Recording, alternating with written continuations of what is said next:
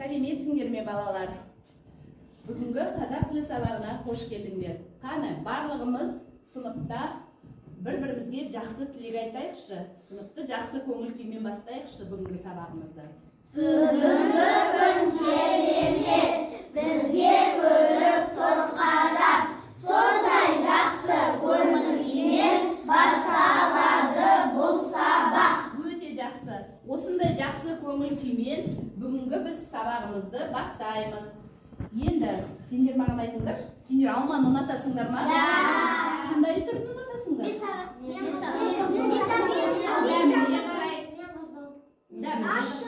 Сен ащысын ұнатасың ба? Сен ше, қандай ұнатасың? Бәтсін. Ендеше менің қолымда алуан түрлі алмалар тұр. Әркім өзіне керегін таңдап алсын мына жерде. Кім қандай алманы ұнатады? Дәмі де әртүрлі бұлардың, түсі де әртүрлі. Кімге қандай түс ұнайды, кімге қандай көлемі жағдайда да әртүрлі. Жабысқан болса ала, иә. Екеуге қалды.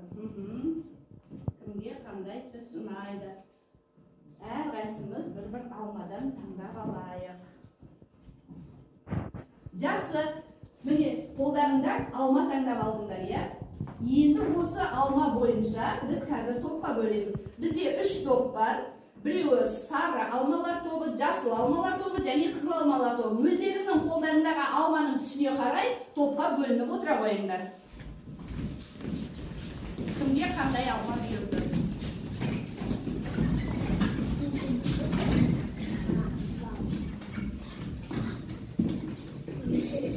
Енді мында қараңдар, біз қазір сіздермен топпен жұмыс жасаймыз, сондықтан топ ережесін еске түсіріп алайық. Топпен жұмыс жасаған кезде қандай алтын ережені біз еске сақтау керек,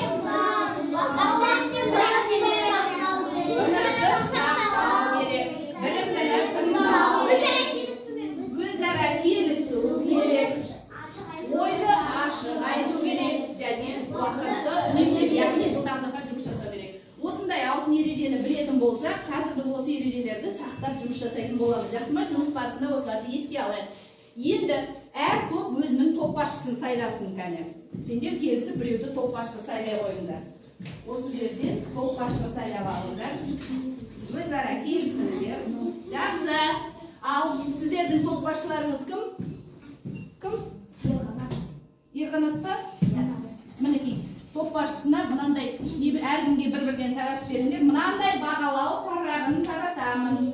Мынандай бағалау парағын. Бұл параққа қазір аты жөндеріңді жазасыңдар. Содан кейін әрбір сұраққа жауап берген сайын мен сендерге мына жерге смайлик қойып қойдым. Осы топ басшысы сендерге бір-бірден беріп отырады. Әрбір жауапқа бір-бір. Ал жақсы. Енді сіздердің топ басшыларыңыз кім? Жасыл алмалар. Асылжан, сіздердікі кім? Ерқанат. Сіздердің топ басшыларыңыз кім? Топ басшылар? Іңкәр. Жақсы, 3 топтың да топ басшысы сайланды. Тапсырма берілді, түсінікті ме? Ең соңынан біз қорытынды шығарамыз да бағалаймыз сол қолдарындағы смайлик болды. Енді маған қараңдар, біз қазір қандай тақырып өтіп жатырмыз қазақ тілінде? Сын есімнен басқа қандай сөз таптарын білеміз?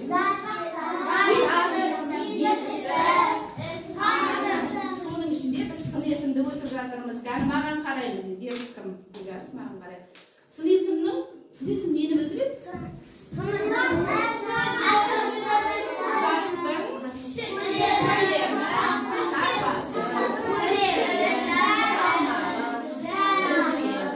Енді жаңа біз сіздермен алма таңдап алдық. Және 3 топ алмалар тобы болып бекітілді, иә, Нұрым? Енді осы алма деген жемісті біз осы сын есім мынандай сапаларына қарай талдап көрейікші кәне. Пішіні алманы. Көлемі. Үлкен. Кіші болуы да мүмкін, е? Дәмі.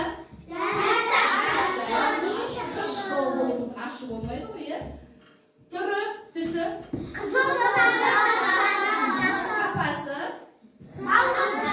Алма жаңа піскен, е? Жақсы, алма деген сияқты.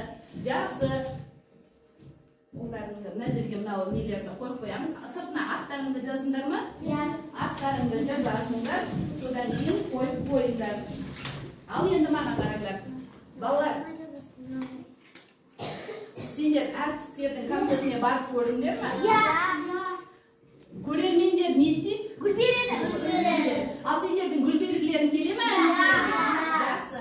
Bizga unday bugun dal anishlarda ko'ruv mumkinligi tug'ib turib, o kishilar bizning saboqqa kelgan ekan, bizga har turli tavsiyalar olib kelgan ekan. Biz o'zimizning bilimlarimiz orqali o'sha anishlarga gul siylaylik.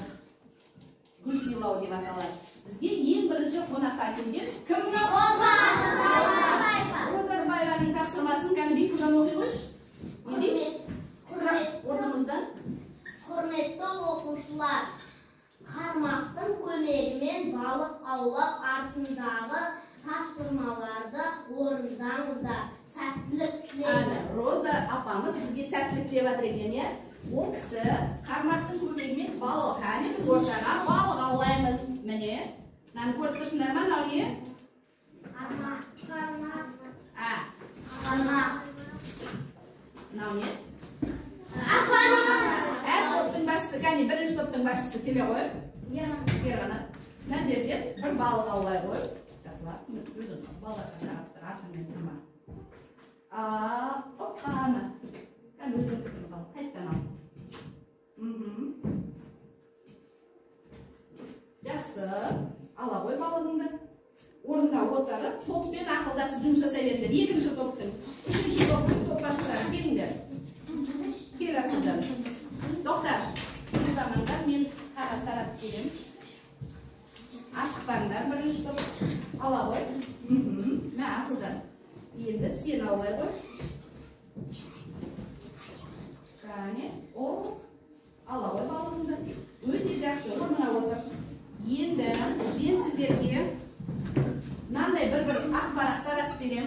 Hozir qo'limizdagi turli tusda bo'yamen o'sigan topshirmani o'rindaymiz. Naqad o'rindab jazamiz.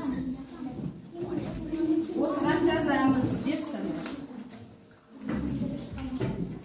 Al, Bugan bunday borib berim.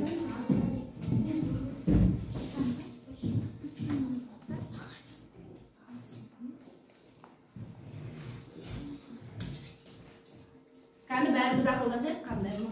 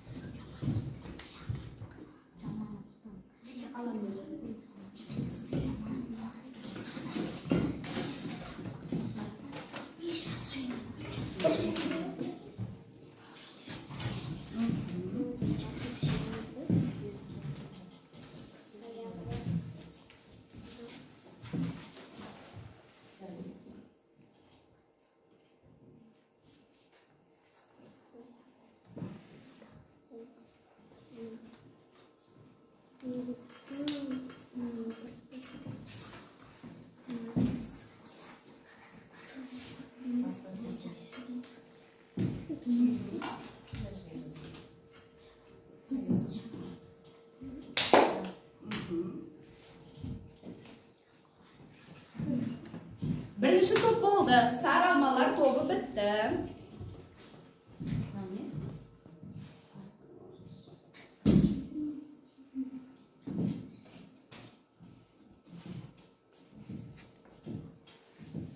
Yaxshi.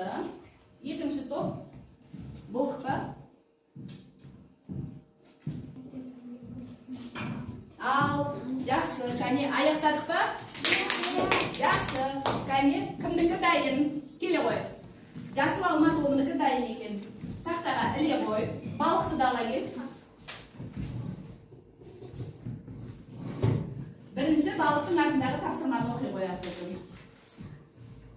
O'qiy qo'y.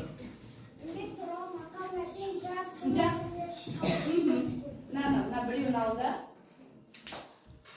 tafsirlarni ilya qo'y.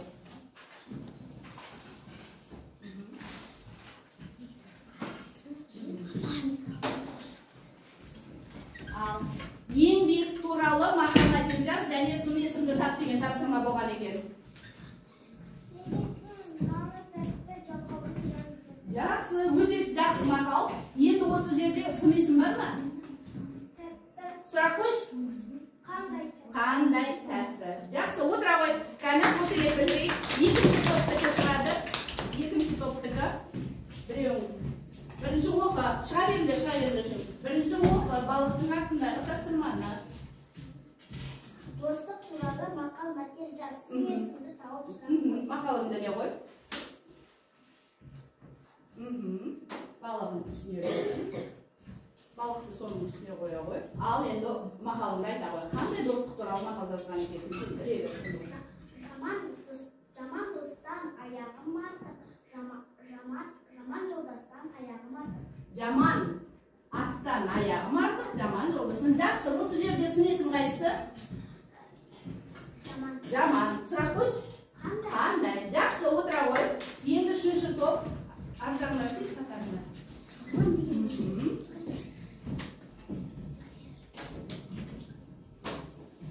Оқи қой сөйлінші. Отар туралы мақал мәтел жаз. Сын есімдерді тауып сұрақ қой. Оттан да ыстық. Өте жақсы, Мател. Кәне, енді осы жерде сын есім бар ма? Бар. Қайсы? Ыстық. Сұрақ қойш? Қандай? Жақсы, отыра қой. Енді осы бүгінгі жауап берген үш балаға, кәне, үш өзінің белгісін беріңдер. Сонымен қоса, менің тарапымнан Роза апамызға сыйлау үшін мына топ бір гүлге еңбек жасады. Мына гүл топ бір гүлге. Ең соңынан біз осы әншілерге гүл сыйлаймыз ғой. Сіздерге де бір гүл берілетін болады. Енді қарай. Мынау кім кәнеки? Мақпал Жүнісова апайдың тапсырмасын кәне сандуғаш оқи қойш. Оқулықтағы 91 бетіндегі 61 шартында мәтінді оқыңдар. Жақсы. 91-ші бетті ашамыз кәне. Сонда 61-ші жаттығу бар. 61-ші жаттығу көріп тұрсыңдар ма? Енді осының тақырыбын қана, Риза оқыш тақырыбын қана. Балықшы мысық. Мұнда қараймыз. Осы тақырыпқа қарап, мәтін не туралы болады деп болжай аламыз ба? Не туралы болуы мүмкін мәтін? Мысық туралы. Және ол мысық қандай екен? Балықшы екен. Өйткені біз тақырыпқа қарап, осындай балықшы мысық туралы әңгіме болатынын болжай аламыз. Ол біз аулауы мүмкін. Жақсы, енді іштен бір-бір оқып шығыңдар. Бәріміз балықшы мысықты енді оқып шығамыз. Балықшы мысықты оқып шығамыз. Жақсы.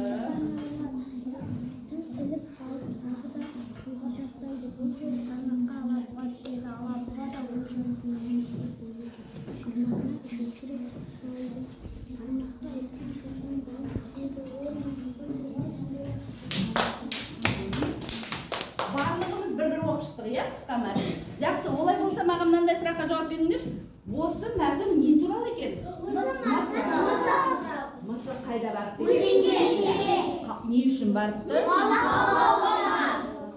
Ең бірінші оның қармағына ерғанат не түсіпті? Шағат. Ал мысық? Содан не түседі? Алабыға түседі.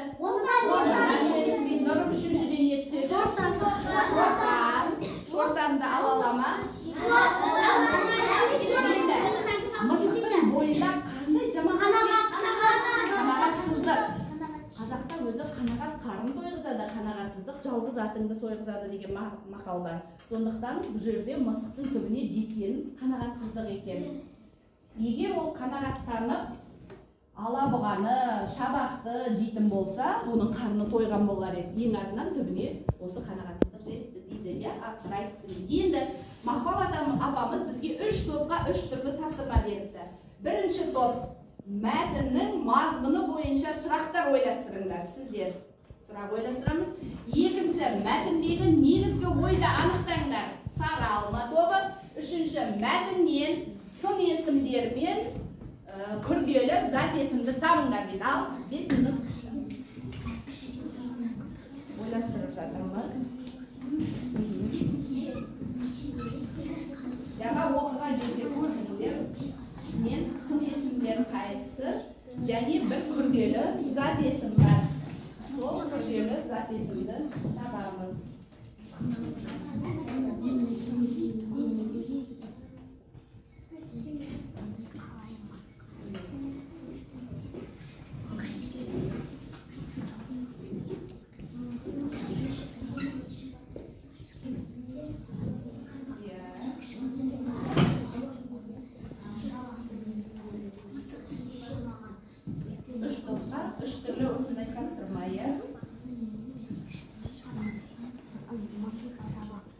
Жақсы, жасыралма тобы аяқтапты. Жақсы, екінші топ, үшінші топты аяқтапты. Олар болса қане жауап берейік. Бірінші топтан сіздерге сұрақ, иә? Ал қандай сұрақ ойластырдыңыздар? Біз тоқтай, тынышталыңыздар. Мына екі топ жауап береді. Так, Асылжан, сіздер қазір жауап бересіздер. Өзендерге. Бір балаға жауап берсін. Не үшін барды? Еңіліп? Балық алуға. Өте жақсы. Нұрым? Шабақ. Күтіп жауап берейік та. Мысық шабақтың неге менсінбеді? Ол кішкентайды бойлады. Не жетті? Шортан балық ашыры мысықтың кімге жеттінді, иә? Жақсы, бірінші топтың әрқайсына бір смайлик жасыруға болады. Екінші, сіздерге тапсырма. Сын есімдерді табу керек болған. Кім жауап береді Асылжан топтарыңыздан? Ал. Кішкентай. Немене кішкентай? Шабақ. Сұрақ қоямыз. Қандай шабақ? Кішкентай шабақ. Бұл сын есім, иә? Екінші сын есім бар ма? Үлкен емес? Алабұға. Сұрақ қой. Қандай алабұға? Үлкен емес алабұға. Тағы бар ма сын есім? Үлкен. Шортан. Иә. Шортан үлкен сұрақ қой. Шортан қандай. Жақсы, міне сын есім. Енді тағы бір тапсырма болған, е, күрделі зат есімді табу керек. Қаны еңіліп. Алабұға. Бұл екі түрден тұрады. Алабұға. Сондықтан бұл қандай сын есім? Ай, қандай зат есім? Күрделі зат есім. Жақсы, қошемет білдіріп қояйық. Енді үшінші топ сіздерге Нұрлы жауап береді. Сіздерге қандай айтасың? Мәтіндегі негізгі ойды автор не айтқысы келді? Иә.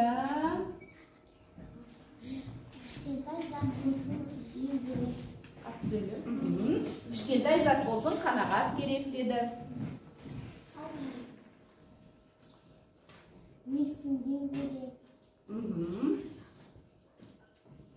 Қанағатсыздық, жаман қасиет, е.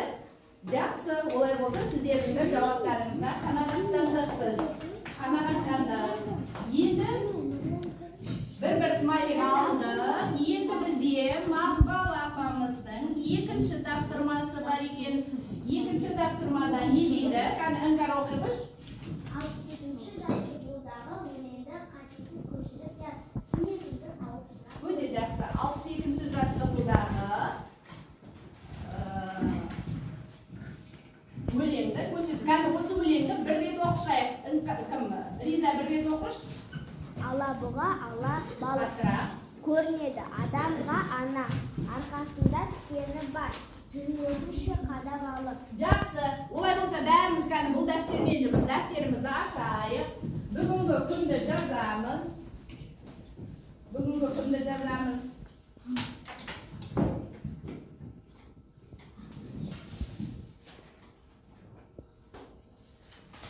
Тақтаға бір оқышы келеді. Бірінші келе қой. Бірінші жолын жазамыз. Сандуғаш келе қой.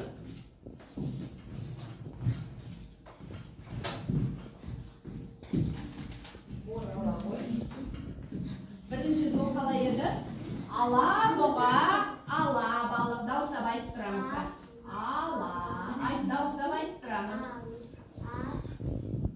Ала бұға. Ала балық.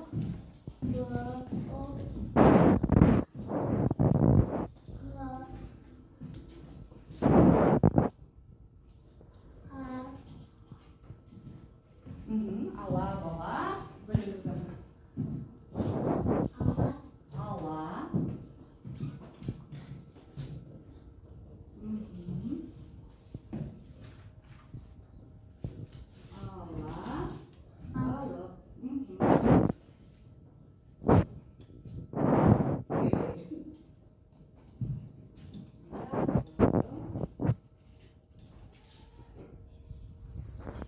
Екінші жол, Есімхан оқыш, екінші жолда.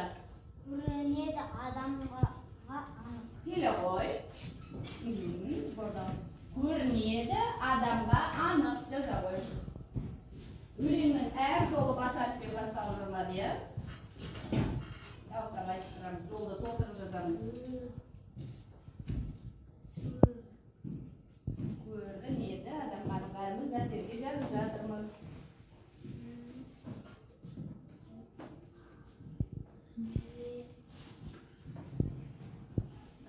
Көрмедім. Адамға.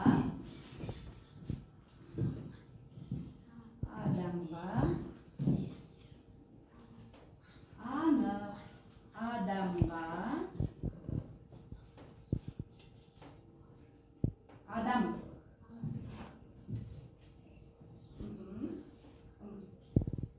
Адамға. Анық. Анық.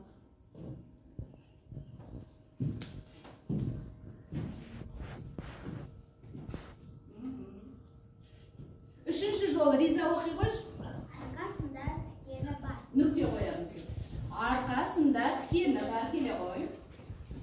Әдемі жазым. Партаға түзу отырамыз балалар, кәні кеудемізбен партаға тіремейміз, басымызды көтереміз, кәні басымызды көтереміз, дәптерді сәл қисайтып қоямыз. Сәл қисайтып қоямыз да өзіміз тік отырамыз, солай ма? Бір жағы ерінді қисайтпай, бүгін осылай қисайса, қисайып қалуымыз мүмкін.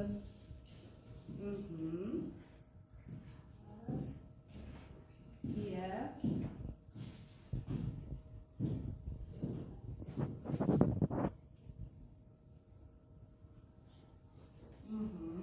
Арқасында не дейді? Иә, бөлек жазамыз. Дауыстап айтып тұрып, жазып тұрып сөйлеп тұрамыз. Балалар жазып тұрып сөйлеп тұрамыз. Тікені.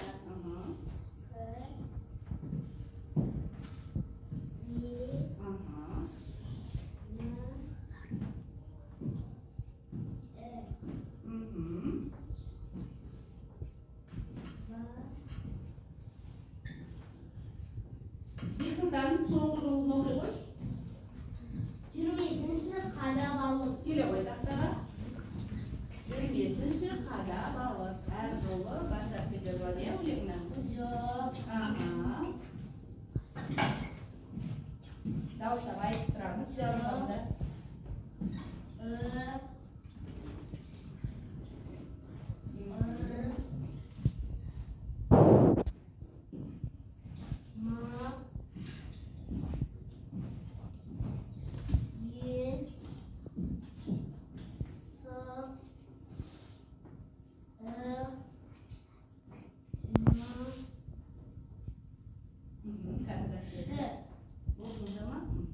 Жақсы.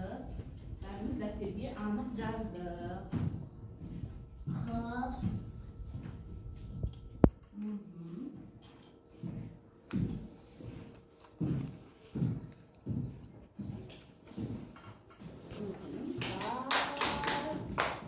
Жақсы. Тоқтап, орындап өткен екен. Жақсы. Біз қазір бесілдарды тосайық. Қадап, алып. Жақсы.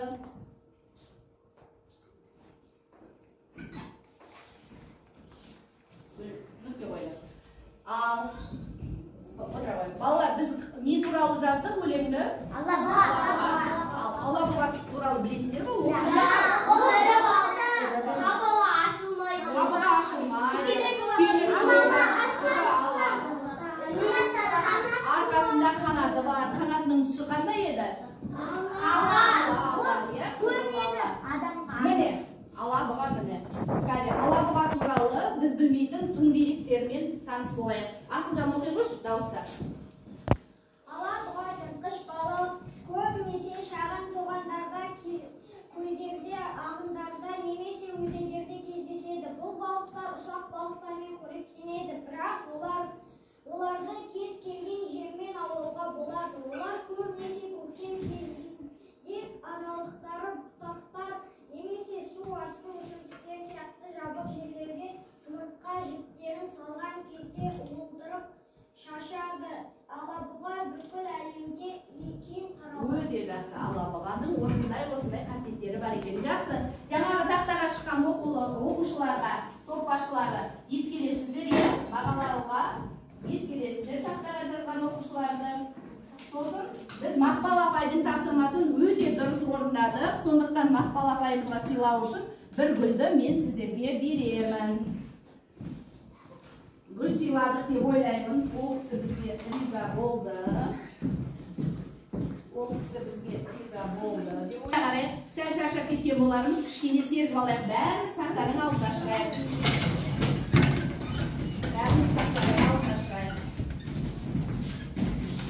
Қазір біз сіздермен иә, жоқ деген ойын ойнаймыз. Мына жерде міне иә деген жазу тұр, көріп тұрсыңдар ма? Ал мына жерде жоқ деген жазу тұр. Қазір мен сіздерге сөздер айтам. Егер осы сөздер сын есім болатын болса, барлығымызияға қарай жүгіреміз, иә? Егер ол сын есім болмайтын, басқа сөз болса, жоқ, бұл сын есім емес деп басқа екінші жағына жүгіреміз. Қане, дайынбыз ба? Өте мұқият болыңдар. Қызыл.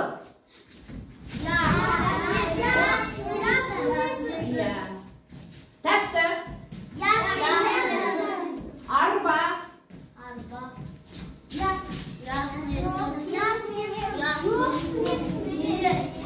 Ал ол қай сөз табы? Арба деген? Жүгірді. Снесім емес. Ертісті. Тәтті.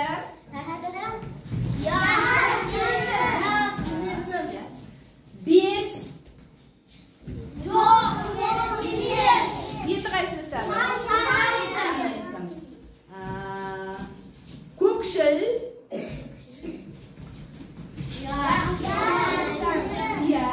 Сұрақ қойыңдар.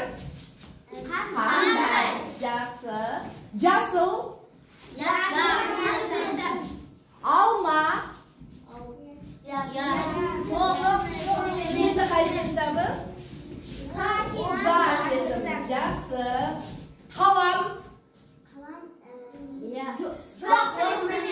Жеті қай сөз табы? Ұзақ есім. Сүйір. Сұрақ қоямыз. Дөңгелек. Шыны. Жақсы. 16.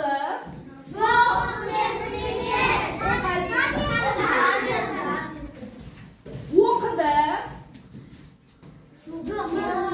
Енді қай сөз табы? Етісті. Әдемі.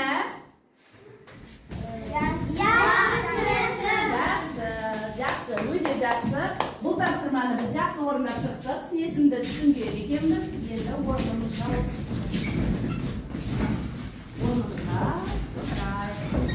жақсы. Енді мұнда қарай. Бәріміз тақтаға қараймыз. Балалар, мұзарт тобы. Мұзарт тобының да бізге тапсырмасы бар екен. Не дейді? Қане? Тұрып оқи ғой. Балалар, мына конверттегі тапсырманы орындандар. Қане, кім жылдам дейді. Олай болса, мұзарттағы ағаларымыз бізге мынандай конверт беріп жіберген екен. Бұның ішінде тапсырма бар. Бұл тапсырма жұптық жұмыс. Екі бала бірігіп орындайды. Көршіңмен татусың ба деген. Мысалы үшін, міне, сіз екеуіңіз біреу орындайсыздар, сен екеуің біреу орындай, сен мында келе ғой. Мына жаққа қарай бұрылып, мына екеуің біреу орындайсыңдар, сендер біреу орындайсыңдар, сендер біреу. Оған аттарыңды жазасыңдар, сен ағаларға біреу орындайсыңдар. Шетіне аттарыңды жазасыңдар. Орындаған балалардың аты болсын, жақсы ма? Жаз. Бұл жерде балалар сын есімдер беріліпті, сосын зат есімдер беріліпті. Біз бұл екеуін сәйкестендіруіміз керек.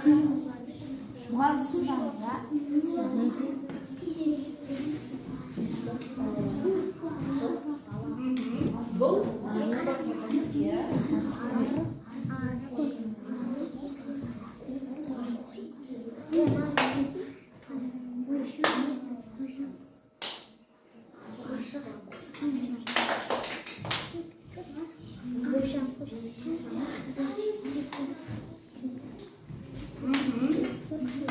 аттарыңды жазыңдар ма? Жақсы, бітсеңдер шамалы бір-бірлеріңді күте тұрыңдар. Иә, сіздердің жұптарыңыз да бітті ме? Кәлі болғандарымыз тақтаға әкеліп ілейік. Кім болды? Бексұлтан, мынау жүрген Mınadan bir oldu ilip kete ber. Cüpten bir var çıksın, bir yolun çıkıp katar ilerinde. Bir var mı? Ya.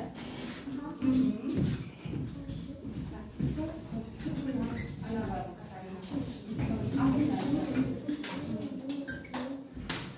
Tartım oldu.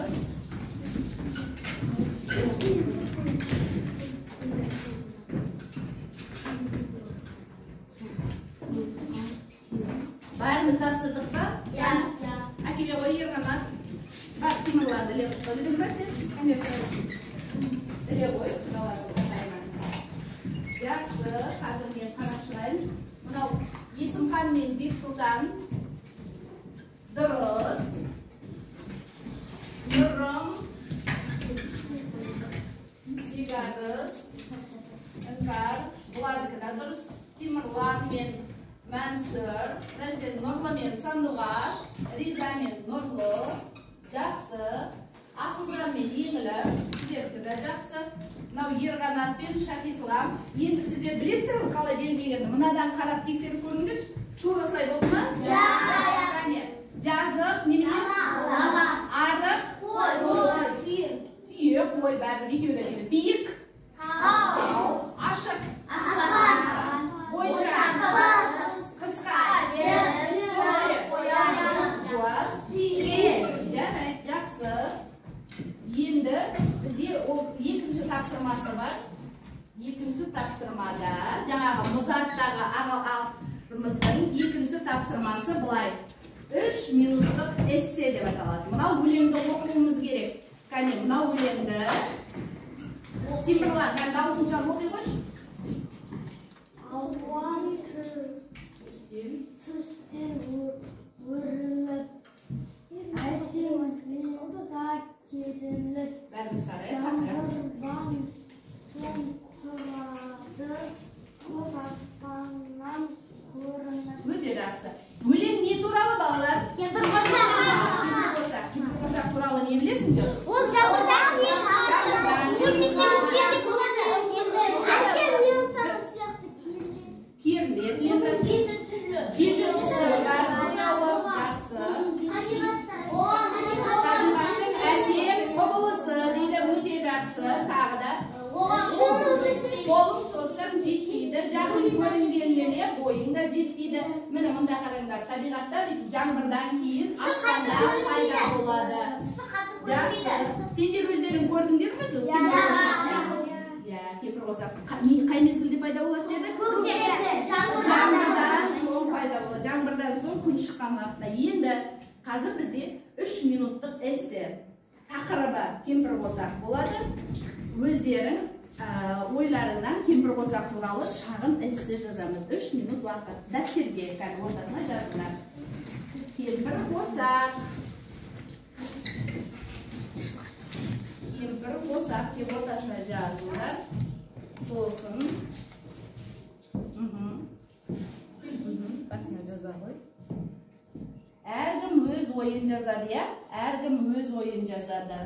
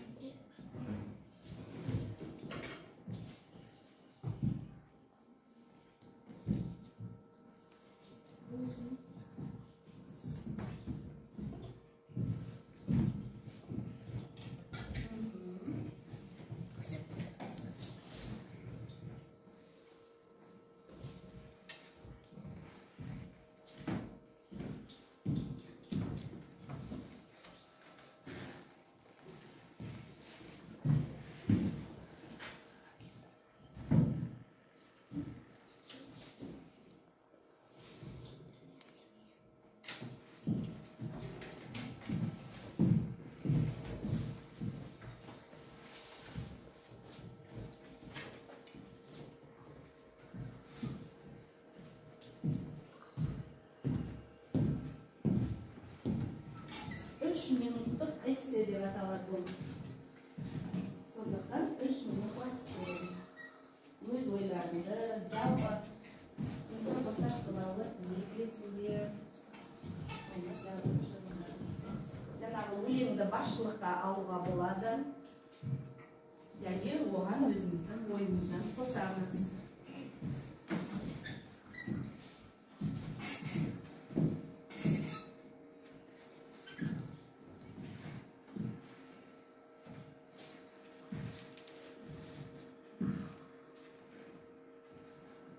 Әдемі жазамыз кәні.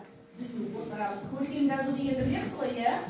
Жолда толтырып, асып та кетпей, кішкентай да қылмай, және денемізді тік ұстап отырып жазуымыз керек. Партада дүзу отырып үйрену керек. Кімге қана олай жатып қалуға болмайды. Біз жаңа өсіп келе жатқан балалар ертең қисық болып қалыптасып өсуіміз мүмкін, сондықтан дүзу отырайық. Түзу әдемі болуымыз үшін партада дұрыс отыру керек.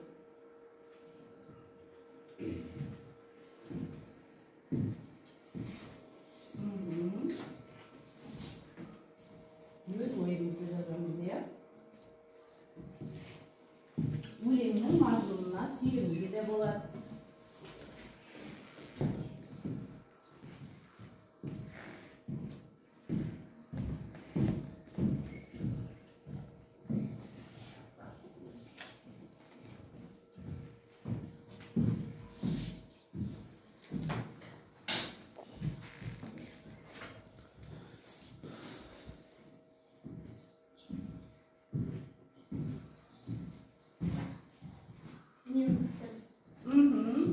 Bir оқушы аяқтады, екі оқушы аяқтады. Өзі 3 минуттық болғаннан кейін бұл шағын, 1-2-3 сөйлеммен жазсақта, сөйлеміміз тиянақты, ойды білдіру керек. Және 2-3 сөйлем болса да бір айтайын деген ой болу керек. Жақсы, мынау Қызыл алма тобының мүшелері аяқтап қалды.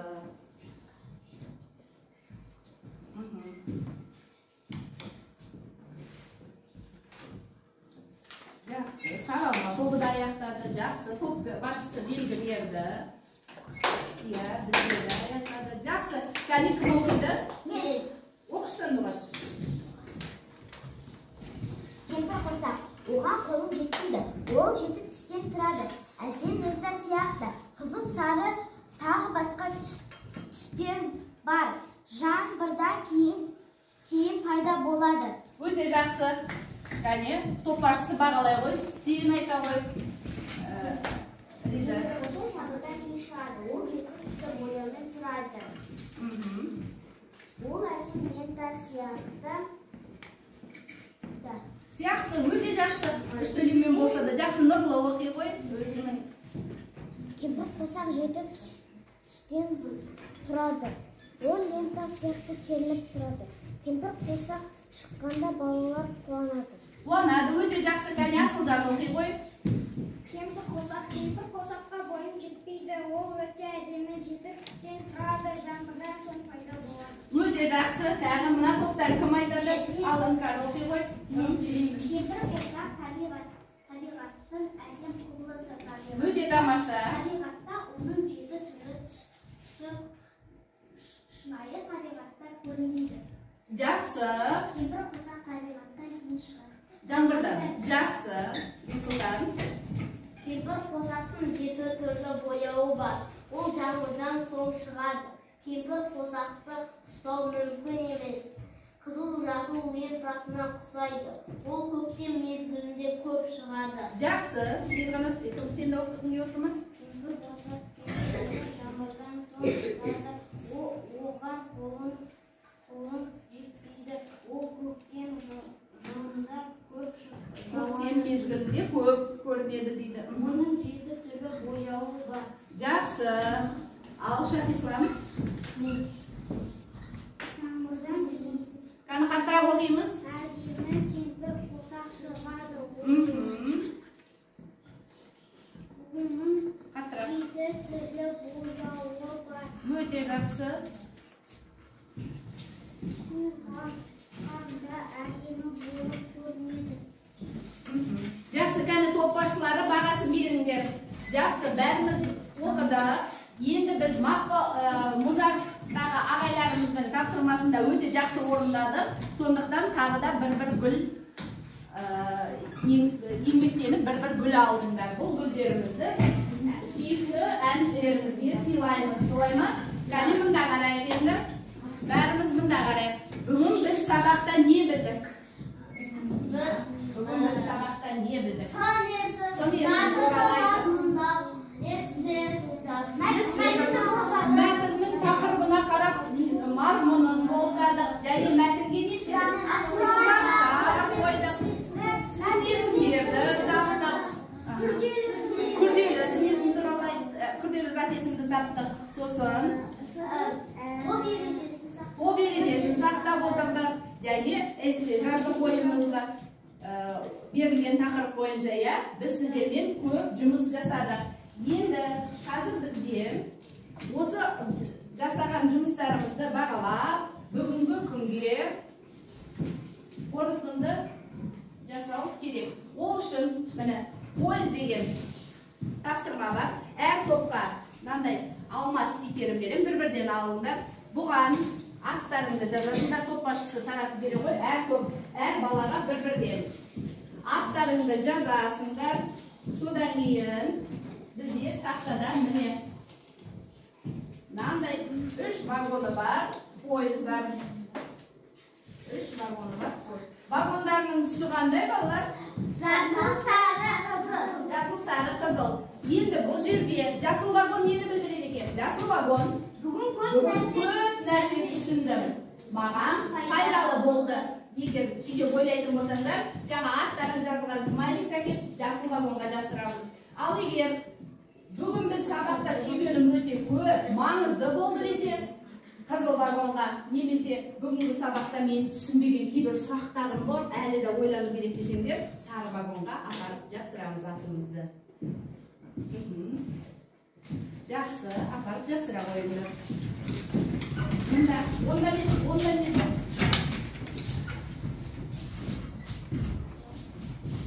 Отыра ғой, жапсырғанымыз отыра берейік, бір-біріміздің үстімізге шықпайық.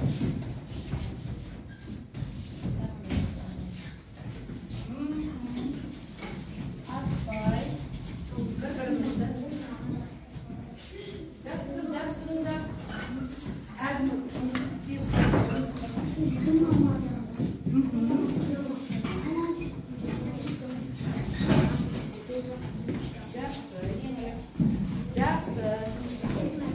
Жақсы, бүгінгі мұндағы жұмысқа қарайтын болса, көпшілігінің түсінген екенсіңдер, бір-екі баланың түсінбеген сұрақтар бар екен. Ол сұрақтарды біз келесі сабақта да бізде сын есім тақырыбы болады.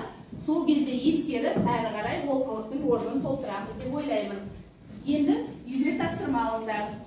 Үйге мәтіндегі мынау 64-ші жаттығу, 92-ші беттегі күнделікке жазаламыз 64-ші жаттығу. Бұнда не істеу керек? Не істеу керек қана? Қатесіз көшіріп жазу керек, және сын есімдерді тауып, сұрақ қою керек. Жазып алыңдар. Ал енді мен сендердің жаңағы жұмыстарыңды бағалап көрейік қана. Маған бере қой. Я қазақ тілінен. Мына жерде көрсеу. Мына жерде күю. Жақсы, жақсы жұмыс жасаған екен. Бұл жерде мынау кім? Мәнсүрге 2, мынау Темірланда 1, 2 бала. Қалғандарының барлығы өте жақсы жұмыс жасаған екен.